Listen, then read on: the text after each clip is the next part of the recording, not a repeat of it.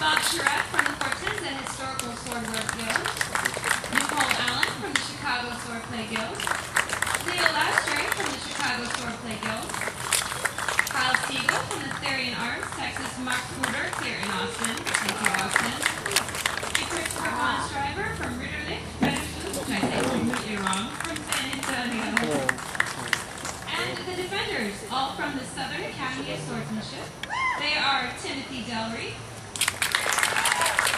Caleb Hogg, Dale Moss, and our third place finisher in the melee à cheval, Scott Wilson. Second place, you're right.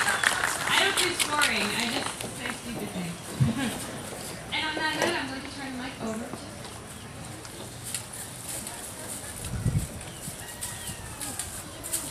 folks. I'd like to introduce a little bit, tell you a little about what we're going to perform here. Now, this is not going to be your typical type of fighting that you see at a lot of these ring fairs and stuff. We are actually practicing and have been studying historical swordplay, and this is known as harness fecting, harness fighting. And one of the reasons you can see it's going to look a little different, it's not going to be as flashy, because we know that armor works. They wore this for a purpose. It's very difficult to hurt a man in armor.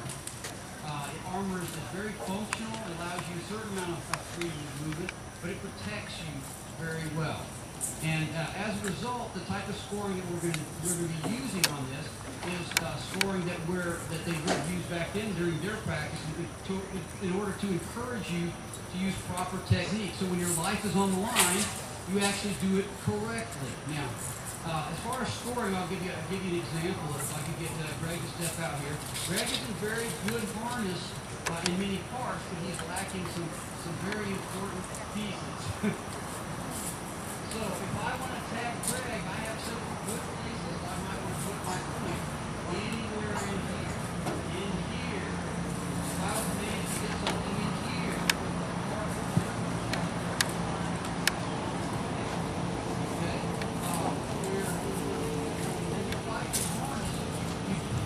Up in my face, don't I? Sorry, my arms are tired after that melee. You know, they just sag. I'll be even tired in a minute, I'm sure. So, what we're attempting to do is we practice. We are martial artists. This is not a show. In the classic sense, we are martial artists, and we study this very seriously. Harness fecting is part of our martial art, but not the only part.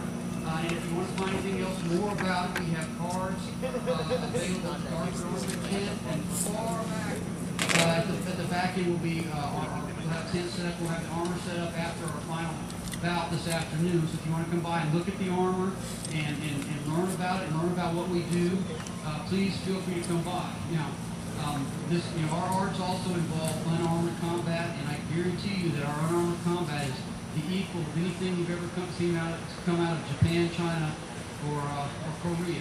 The type of fighting we do, the wrestling, the blows, the throws, are very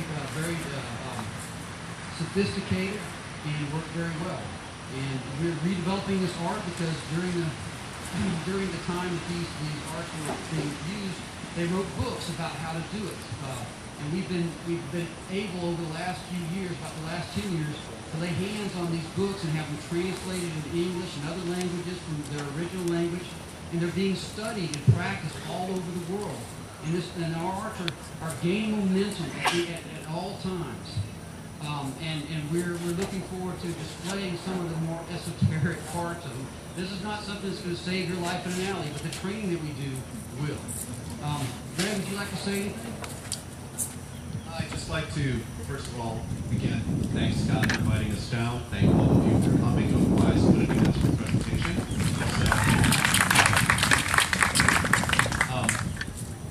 We don't come with horses, but we just come with a lot of cool shiny bits, so that's the compensation. The one other thing that I would add, so when you watch the bout, you'll see a few things that will kind of determine victory. First of all, blows are going to need to land where the plate armor isn't. Okay, with one exception I'll explain in a moment.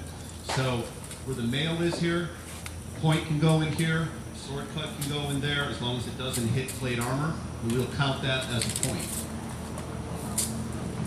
Okay, because otherwise the edge of the sword is basically useless. Scott, when he listed the places where someone might be stabbed or cut, was very polite and left out a rather notable place that no one likes to think about. Sadly, based on yesterday's presentation, that seemed to be the most hit spot. In fact, the most hit spot on Scott. So, I don't know what that says about Scott, but there it is. So, at any rate, the other thing we want to understand is that the exception will be the poleaxe. The poleaxe was a weapon designed specifically for knightly combat, primarily in the judicial duel or in feats of arms, which were friendly contests. It is basically a giant crab cracker, and we are the crab. So blows with the axe to the plate armor will count. But you're going to see some blows get hit, and the person won't acknowledge them. The idea here is we can't perfectly simulate a poleaxe fight without having a poleaxe fight. So what we're going to do instead is we're looking for displacement of that body part. So if the axe blow comes in and does nothing other than hit, he doesn't have to call it. But if it rocks him, he will call it, okay? So that'll help explain a few things. There's a couple of other things that will happen. One is I will drop my knife. The other is if the person is disarmed, the fight will come to an end. It's a loss for that person, unless he's still wearing his dagger. The dagger was sort of the weapon of last resort. It was carried by everybody.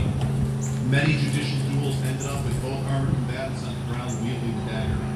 So, as long as he has the dagger, he's not considered disarmed, but he could choose to yield. Which brings me to the next thing, yielding.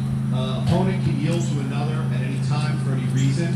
The main reason will be because he's in a joint lock, he's in a disadvantageous position, and he can't take a fall if he gets thrown from there. Okay? So that's in there as a safety option. And then the final thing is that points. We're fighting until there's 5 scored blows. Now that may mean that Scott hits me 3 times right off the bat, and there's only 2 blows left. Obviously, he's going to win the blow tally. However, we're going to fight all 5 blows because, you know, we're also here to entertain you. So, all right. One last thing. Feats of arms were always raucous affairs, so if you all want to cheer or yell or do whatever you want, please go right ahead. In fact, if you want to yell, don't step in the horse poop, we would love that. So, okay, thank you.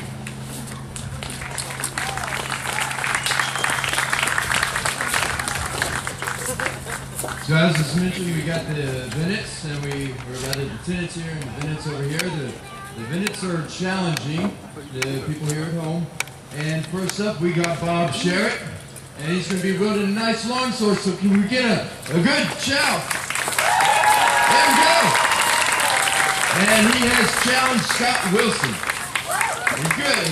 We're going to boo this man. All right. He's your villain.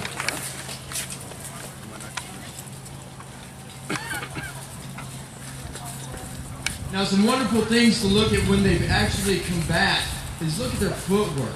There's a lot of form that goes into these things. There's a lot of technique that, if you pay attention to the small details, you actually get a whole lot more out of it than you've seen some guys wield.